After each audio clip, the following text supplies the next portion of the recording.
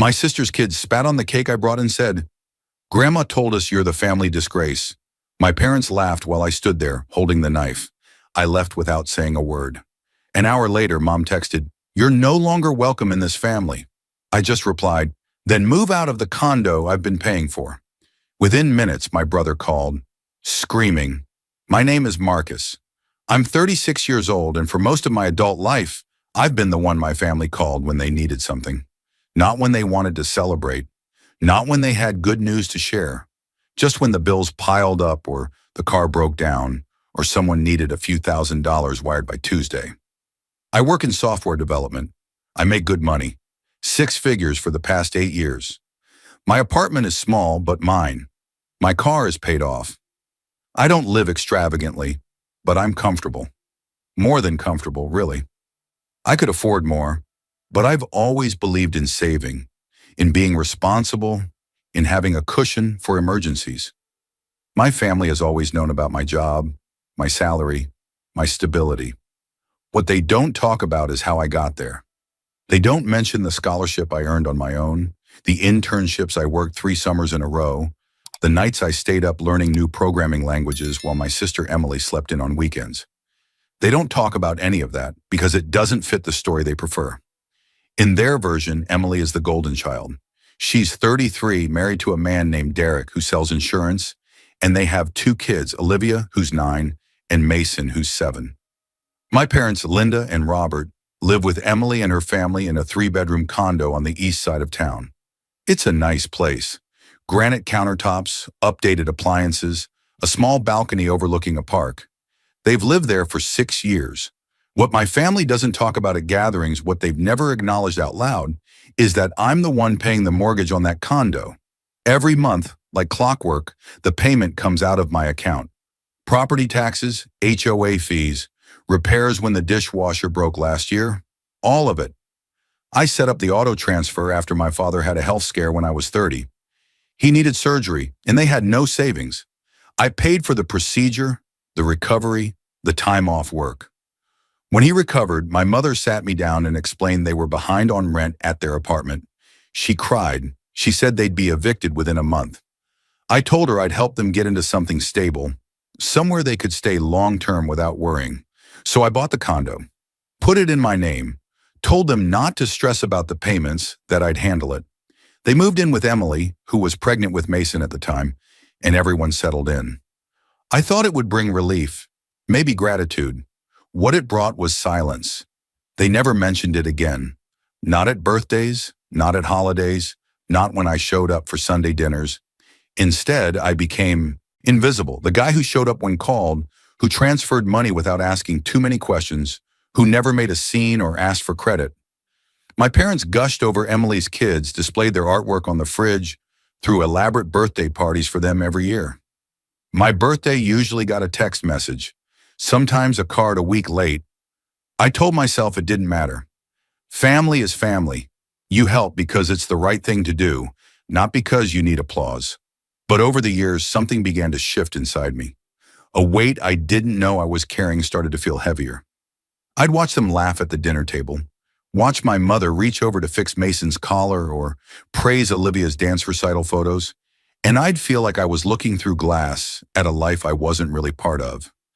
Still, I kept showing up. I kept paying.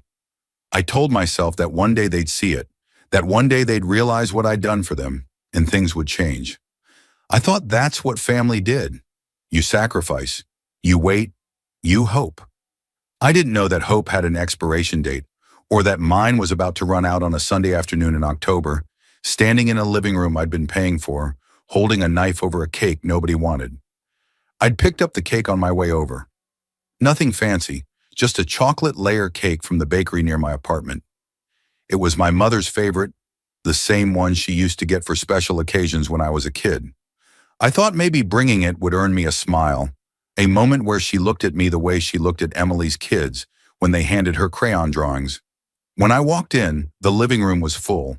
My parents sat on the couch, Emily and Derek occupied the armchairs, and Olivia and Mason were on the floor with tablets. My grandmother, Linda's mother, sat in the rocking chair by the window. She's 81, sharp as ever, and has always had a way of saying cruel things with a sweet smile. I set the cake on the coffee table. The box had a clear window on top, showing the smooth chocolate frosting and the little decorative swirls on the edges. I looked at my mother. "Thought you might like this," I said. She glanced at it, then back at her phone. "Oh, that's nice, Marcus." "Nice, not thank you. Not how thoughtful. Just nice, delivered in the same tone you'd use for weather small talk." Emily didn't look up. Derek gave me a polite nod, the kind you give a distant acquaintance. The kids didn't move. My father sipped his coffee. I stood there for a moment, waiting. Then I reached for the knife I'd brought, a simple, serrated blade I'd grabbed from my kitchen because I knew they wouldn't have one ready. I was about to slice into the cake when Mason stood up, walked over, and without warning spat directly onto the top layer. The glob of saliva landed right in the center, a thick, wet spot that slowly sank into the frosting. I froze. Mason looked at me, his face blank. No shame, no hesitation. Then he said in a voice loud enough for everyone to hear, "Grandma told us you're the family disgrace." The room went silent for exactly 2 seconds. Then my father started laughing. It wasn't a polite chuckle or an awkward attempt to deflect. It was a full laugh, the kind that comes from your belly. My mother joined in, her hand over her mouth, eyes crinkling. Emily smiled but didn't laugh out loud, though her expression said she agreed with the sentiment. Derek looked uncomfortable but said nothing. My grandmother rocked slowly in her chair, a satisfied smile on her lips. I looked down at the cake, at the spit slowly spreading across the frosting, at the knife in my hand. My fingers tightened on the handle. My throat felt like it was closing. Heat rushed to my face, but my body went cold at the same time, a strange contradiction that left me dizzy. I set the knife down gently on the table. Nobody said anything. The laughter faded into silence, but the smiles remained. Olivia glanced at Mason, then at me, then back at her tablet. Mason sat back down like nothing had happened. I turned around and walked to the door. I didn't run. I didn't slam anything. I just walked. My hand turned the knob, pulled the door open, and I stepped into the hallway. The door clicked shut behind me. I stood in the hallway for a moment, staring at the carpet, listening to the muffled sounds of the television starting up again inside. Then I walked to the elevator, pressed the button, and waited. The doors opened. I stepped inside. The doors closed. It wasn't until I was in my car, hands on the steering wheel, engine running, that I realized I was shaking. Not from anger, not yet. From shock. From the sudden, brutal clarity that I'd been living in a fantasy. That they didn't just take me for granted, they despised me. And the worst part was, I'd paid for the roof over their heads while they taught a 7-year-old to spit on me. I sat in the car for 20 minutes. I didn't turn on the radio. I didn't check my phone. I just sat there, engine idling, staring at the dashboard. My mind kept replaying the moment. The spit, the words, the laughter. Family disgrace. Where had that come from? What had I done to earn that title? I'd paid their bills. I'd covered emergencies. I'd shown up to birthdays and holidays, even when I wasn't really invited, just tolerated. I'd played the role they assigned me without complaint, and this was what I got. My phone buzzed in my pocket. I pulled it out, expecting maybe a text from a friend or a work notification. Instead, it was my mother. The message was short, blunt. "You're no longer welcome in this family." I read it 3 times. Each time the words hit harder. No explanation, no context. Just a flat declaration, delivered like a weather update. I sat there, the phone in my hand, and something inside me cracked. Not loudly, not dramatically. It was quiet, like ice splitting on a frozen lake, a sound you feel more than hear. For years, I'd absorbed their indifference, their neglect, their casual cruelty. I'd told myself it was just how they were, that they didn't mean it, that deep down they cared. But this text made it clear. They didn't care. They never had. I was a resource to them. Not a son, not a brother. A wallet with legs. And now that I'd walked away from their humiliation, they were cutting me off. Not because I'd done something wrong, because I'd stopped playing along. I thought about all the payments I'd made, the down payment on the condo, the mortgage every month for 6 years, The property taxes I'd quietly covered, the HOA fees, the repairs, the new water heater last winter.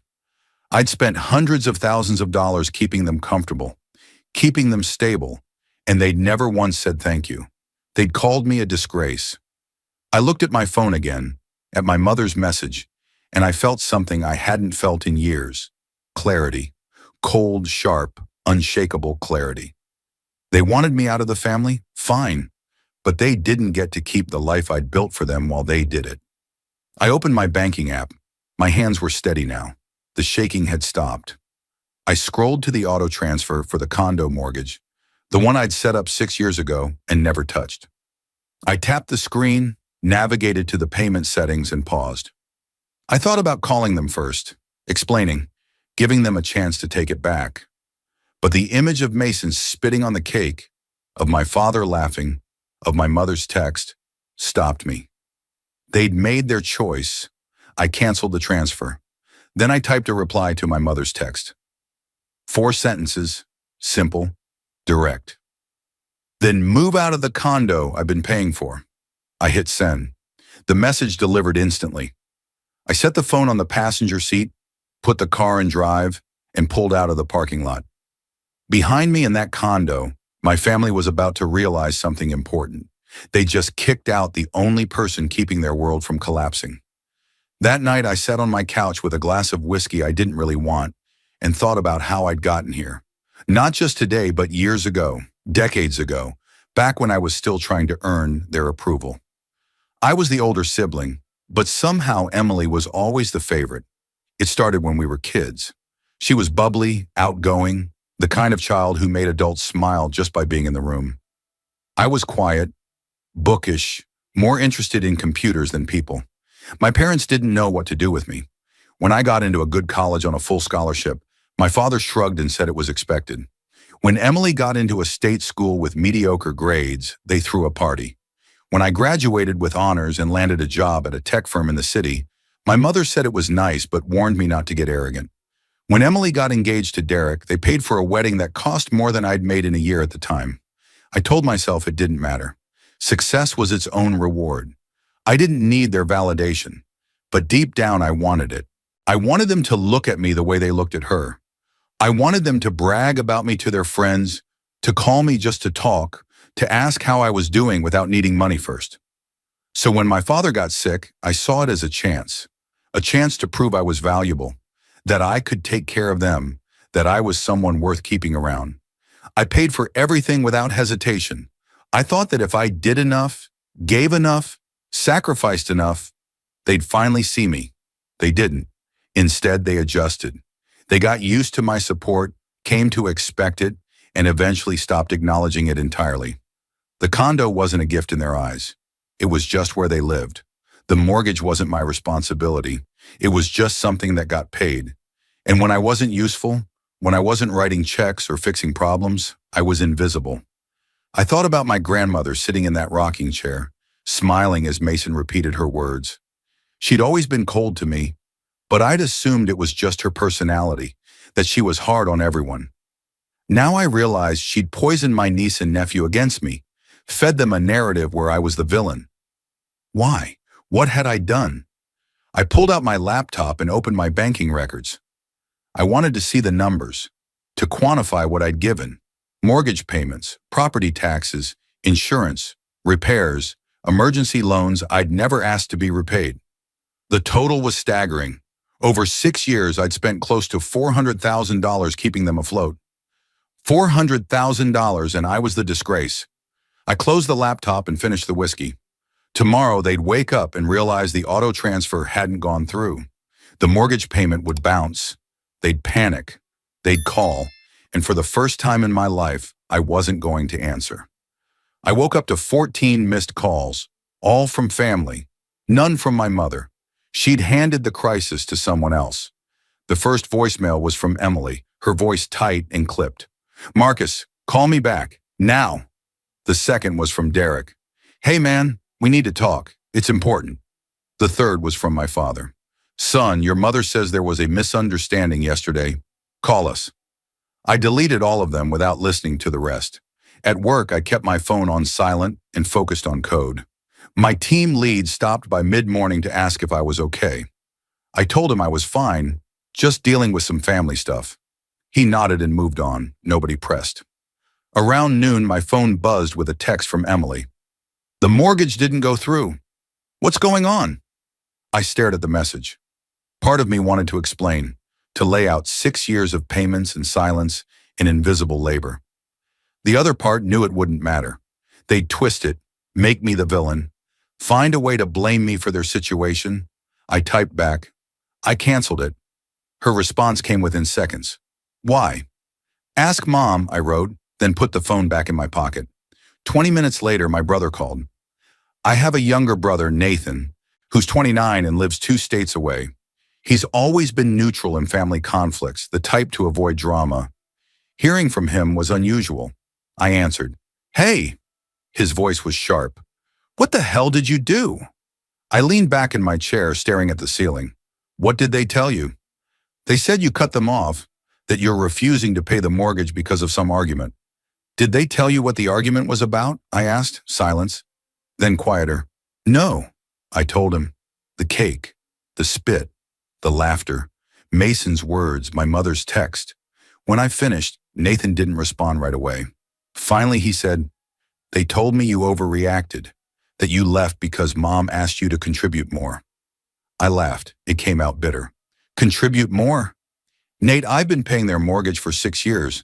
I've paid property taxes, repairs, HOA fees. I've covered emergencies, car payments, medical bills. I've given them nearly $500,000, and they've never said thank you once." Another long silence. "500,000? Close enough." "Jesus, Marcus." "They called me a disgrace," I said. "Mom texted me that I'm not welcome in the family, so I'm giving them what they want. They can have their family. Without me, without my money." Nathan exhaled slowly. "They're panicking. Dad called the bank. They said the account is in your name." "It is. I bought the condo. It's mine." "So what happens now?" I thought about it. "They either figure out how to pay the mortgage themselves, or they move out." "Marcus, that's..." "Fair," I interrupted. "That's fair, Nate. I don't owe them anything. Not after yesterday." He didn't argue. "They're going to lose it." "They already did," I said. "This is just them realizing it." We hung up shortly after. I set the phone down and went back to work, but my mind kept circling back to one thought. They'd spent years making me feel small, worthless, disposable. Now they were about to learn what disposable really meant. That evening, I did what I do best. I built a system. I pulled up 6 years of bank records, mortgage statements, property tax payments, insurance bills, and every receipt related to the condo. I organized them into a spreadsheet, categorizing each expense: mortgage, taxes, repairs, utilities I'd quietly covered when they fell behind, medical bills I'd paid when my father couldn't work. The total came to $387,000. I saved the spreadsheet, backed it up to cloud storage, and printed a copy. Then I drafted an email to my family, but I didn't send it. Not yet. I wanted them to sit in the panic, to feel what it was like to have the ground pulled out from under them. While I worked, my phone continued buzzing. Emily sent long paragraphs about how I was being selfish, how I was hurting the kids, how I was tearing the family apart. Derek sent a single message asking me to reconsider. My father left a voicemail saying we needed to talk like adults. None of them apologized. None of them acknowledged what had happened on Sunday. I opened my banking app and looked at the property account. The condo was in my name. The deed, the title, the mortgage, all of it. They had no legal claim. They were tenants, essentially, living rent-free in a property I owned. I called my lawyer, a woman named Sandra I'd worked with on a contract dispute a year earlier. She answered on the second ring. "Marcus, what's going on?" I explained the situation. The condo, the payments, the family conflict. She listened without interrupting. When I finished, she said, "Do you want them out?" "I want options," I said. "You're the owner. You can issue a notice to vacate. Give them 30 days, maybe 60, depending on state law. If they don't leave, you file for eviction." The word felt heavy. Eviction. It sounded harsh, vindictive. But what they'd done was harsh too. What if they try to claim tenancy rights? I asked. They'd have to prove they've been paying rent. Have they? No. Then you're clear. Document everything. Keep records of the payments you've made. If they fight it, you'll have proof that they've been living there as a favor, not as tenants with rights.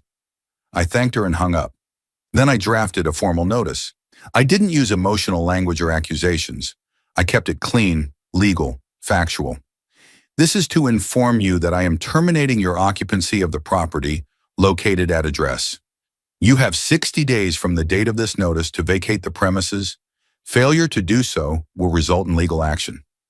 I saved it, printed it, and set it aside. Then I sat back and thought about whether I really wanted to go through with this. These were my parents, my sister, her kids. Could I really evict them? But then I remembered Mason's words. I remembered my mother's text. I remembered 6 years of invisibility, of being a wallet and nothing more. They'd already evicted me from the family. I was just making it official. I agreed to meet my father at a coffee shop near my office. Neutral ground. Public. I wanted witnesses in case things got ugly. He arrived 10 minutes late, looking worn. His hair was grayer than I remembered, his face lined with stress. He ordered a black coffee and sat across from me without preamble. You need to fix this, he said. I sipped my coffee. Fix what? The mortgage. The condo. This whole mess. There's no mess, I said. I stopped paying for something that isn't my responsibility. His jaw tightened. We're family. Are we? I met his eyes. Because Mom's text said otherwise. He waved a hand dismissively. She was upset. You embarrassed her. I embarrassed her? I set my cup down slowly. Dad, your grandson spat on a cake I brought. He called me a disgrace because Grandma told him to. You laughed. He's a kid. Kids do stupid things. And what's your excuse? Silence. You laughed, I repeated. You didn't tell him to apologize. You didn't defend me. You laughed and then Mom kicked me out of the family. So I'm doing what she asked. I'm leaving. And I'm taking my money with me. His face reddened. That condo is our home. It's my property. I've been paying for it for 6 years. 6 years, Dad. You've never once said thank you. We didn't ask you to buy it. Yes, you did. Mom came to me crying, saying you'd be evicted. She begged me to help. So I did. I bought you a home, and you treated me like I didn't exist. He shifted uncomfortably. We appreciate what you've done. No, you don't. You've taken it for granted, and now that it's gone, you're panicking. He leaned forward, his voice dropping. Marcus, please. Emily's kids go to school in that district. We can't just move. You should have thought about that before you let them call me a disgrace. They're children. They're old enough to know better, and you're old enough to have stopped it. I stood up, dropping a $10 bill on the table. You have 60 days to find somewhere else to live. After that, I'm filing for eviction. His face went pale. You can't. I can. Sandra already confirmed it. Marcus, wait. I walked toward the door. He called my name again, louder this time, drawing stares from other customers. I didn't turn around. Outside, I unlocked my car and sat in the driver's seat. My hands were shaking again, but not from fear, from adrenaline, from the sheer weight of finally standing up for myself. My phone rang. Emily, I answered. What? Her voice was shrill. You threatened to evict us? I gave you 60 days. We have kids, Marcus. Where are we supposed to go? I don't know, Emily. Where was I supposed to go when Mom told me I wasn't welcome? That's different. How? She sputtered, searching for words. Finally, she said, You're being cruel. I'm being fair, I corrected. I stopped being your ATM. That's all. We'll fight this. We'll take you to court. Good luck. The property is in my name. I have 6 years of payment records. You have nothing. I hung up before she could respond. That evening, I mailed the eviction notice via certified mail.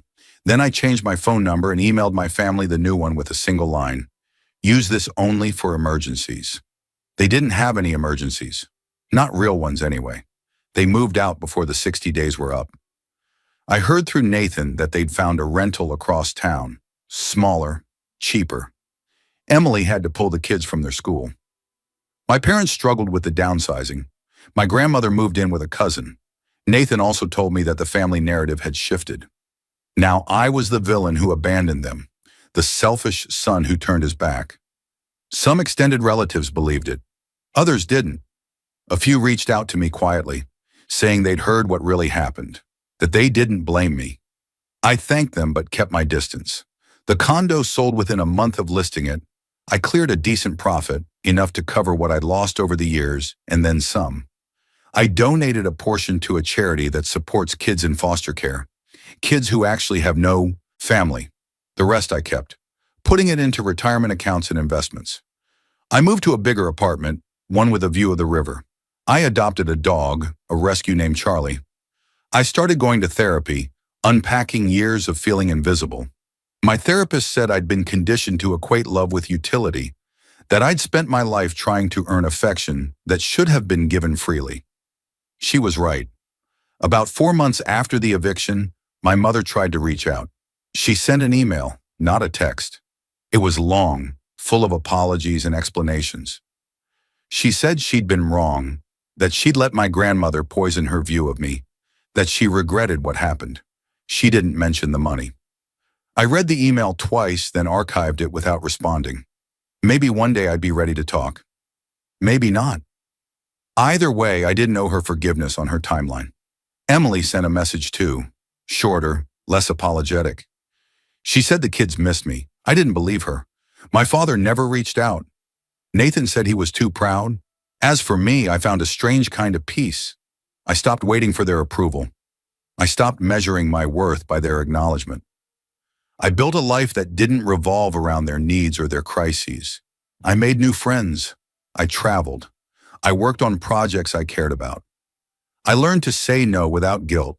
And on Sundays, instead of driving across town to sit in a living room where I was invisible, I took Charlie to the park. We'd walk along the trails, him sniffing every tree, me watching the sunlight filter through the branches. It was quiet. Simple. Mine. One Sunday, 6 months after everything fell apart, I stood by the river with my coffee, watching the water move. I thought about the condo, the payments, the years I'd spent trying to belong. And I realized something. I didn't need to belong to them. I belonged to myself. That was enough.